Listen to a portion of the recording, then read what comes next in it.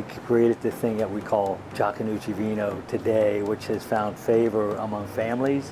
My name is Giacomo, and so we took the first 4 letters of that, and the person with my partner, with my father-in-law, his name was Frank Iacobucci, and we took the last 4 of his name, which would be Ucci. We came up with Giaconucci. We had different ideas. He had wanted to do things a certain way, and I, being a little bit more adventurous, wanting to do things, we kind of clashed. Our label, if you see it, it resembles 2 noses going against each other, but somehow I created a wine glass. The year I was born is the first year they started making this, so I kind of grew up with it ever since I can remember.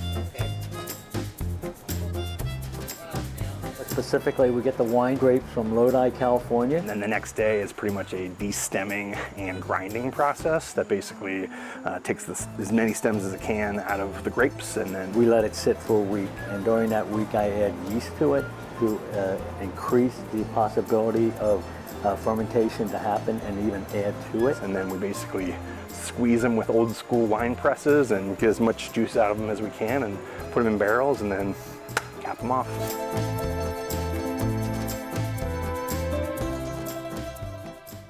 We distribute to families and friends. People come over. We never charge anybody for it. It's just the fact that for 2 weekends, I get this group of people to come over and help us make wine. And, you know, I'm a cancer survivor and a believer in God, and always have been. And he gets these people together to help us make a quality product, and it's just something we're really proud of. And how can you charge people for something like that? To me, you can't. Unfortunately, we had kind of a scare with my dad's health a few years ago where he had to get a bone marrow transplant. And I think that was like a really jolting moment for me as far as like, what traditions do we really want to continue in our family? I think hands down, this is one of them that we want to do for as long as we can.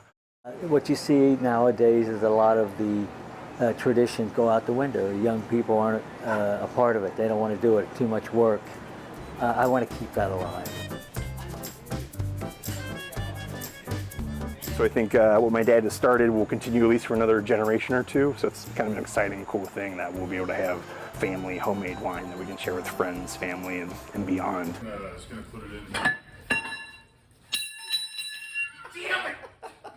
What's really interesting is the kids, my daughters and sons have said, "Pops, none of this will die on our watch." And I'm like, that's what I want to hear.